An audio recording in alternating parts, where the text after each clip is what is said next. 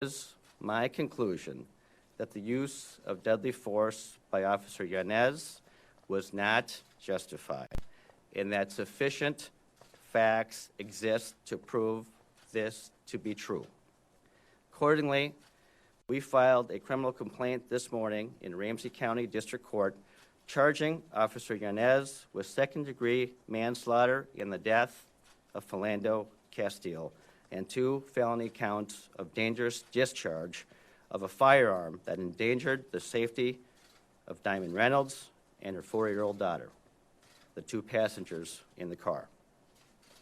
The complaint will be on our website and available to the public upon the conclusion of my remarks. Geronimo Yanez will make his first appearance in criminal court Friday afternoon at 1:30 p.m. at the Ramsey County Law Enforcement Center. A team consisting of Assistant Ramsey County Attorneys Rick Dusterhoff, Clayton Robinson, and Assistant United States Attorney Jeff Paulson, by way of cross-designation, will be assigned to prosecute this case. Because this is still an ongoing investigation and now a pending criminal matter, I will not be releasing the squad car video and audio today, but I will provide what information I can about the facts that are alleged in our criminal complaint. As you know, the aftermath of the tragic events of July 6 was broadcast on Facebook Live by Diamond Reynolds, who was Philando Castile's girlfriend. That live stream video started approximately 40 seconds after the last shot was fired by Officer Yanez. On July 6, just after 9 p.m., Officer Yanez was on patrol when he noticed a vehicle driven by Philando Castile. Accompanying Philando Castile in the vehicle was Diamond Reynolds, seated in the front passenger seat, and Miss Reynolds' 4-year-old daughter seated in a car seat behind her.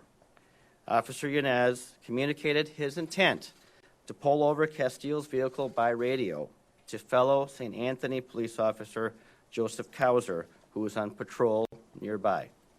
Officer Yanez told Officer Kauser that he had reason to pull the vehicle over and stated that the occupants just looked like the people that were involved in the robbery.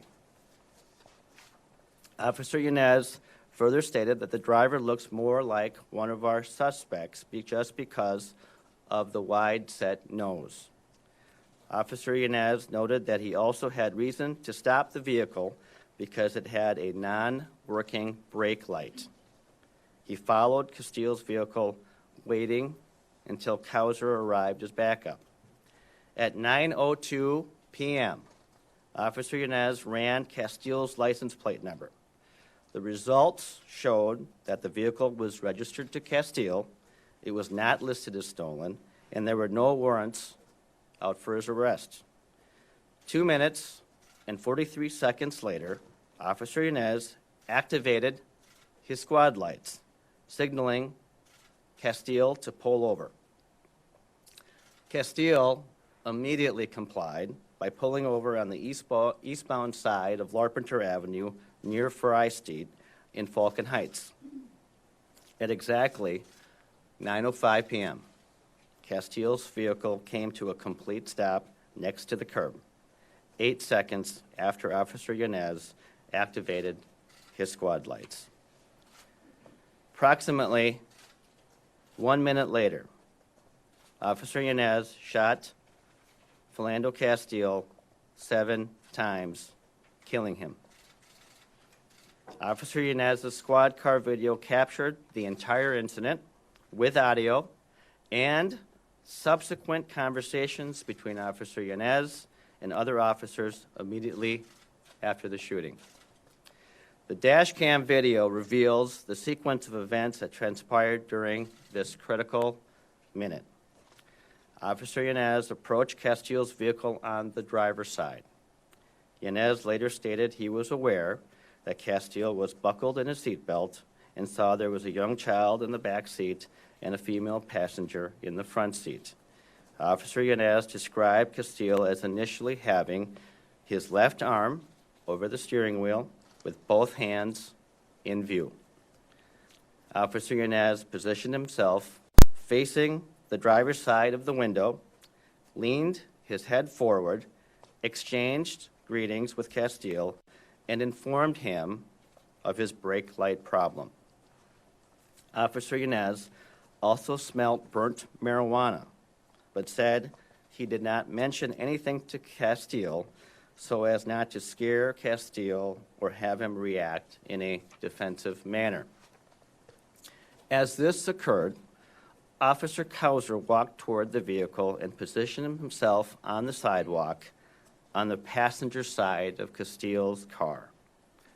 Officer Yanez asked Castile to produce his driver's license and proof of insurance. Castile first provided him with his insurance card. Castile then calmly and in a non-threatening manner informed Officer Yanez, "Sir, I have to tell you that I do have a firearm on me." Before Castile completed the sentence, Officer Yanez interrupted and calmly replied, "Okay," and placed his right hand on the holster of his own holstered gun.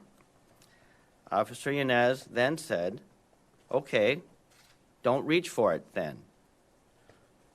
Castile tried to respond, but was interrupted by Officer Yanez, who said, "Don't pull it out." Castile responded, "I'm not pulling it out." And Reynolds also responded by saying, "He's not pulling it out." Then Officer Yanez screamed, "Don't pull it out," and quickly pulled his own gun with his right hand while he reached inside the driver's side window with his left hand. Officer Yanez pulled his left arm out of the car and then fired 7 shots in rapid succession into the vehicle. The 7th and final shot was fired at 9:06 p.m. After the final shot, Reynolds frantically yelled, "You just killed my boyfriend." Philando Castile moaned and uttered his final words, "I wasn't reaching for it," to which Reynolds loudly said he wasn't reaching for it. Before Reynolds completed her sentence, Officer Yanez again screamed, "Don't pull it out." Reynolds responded by saying he wasn't. During this entire incident, Officer Kauser did not touch or remove his gun from its holster. By his actions and his own words, Officer Kauser did not see Castile make any sudden movements, and he was surprised by the gunshots. In addition, Officer Yanez never informed Officer Kauser about the presence of a gun. Within minutes after the shooting, Officer Yanez spoke with St. Anthony Police Officer Tressa Sunday at the scene of the shooting. During that conversation, Officer Yanez stated he did not know where the gun was and that Castile never told him where it was. Based upon the evidence, we believe that Castile never removed nor tried to remove his handgun from his front right pocket, which was a foot deep. When officers and paramedics rolled Castile to his right side to put a backboard under him, they saw and removed a .40 caliber semi-automatic handgun from inside the front right pocket of his shorts. The gun contained a loaded magazine but did not have a round in the chamber. Philando Castile was transported to Hennepin County Medical Center, HCMC. At HCMC, medical personnel recovered a holster and wallet from one of Castile's pockets, although it was unclear which pocket these items were in at the time of the shooting. In Castile's wallet were his Minnesota driver's license and his permit to carry a pistol. The following day, in his interview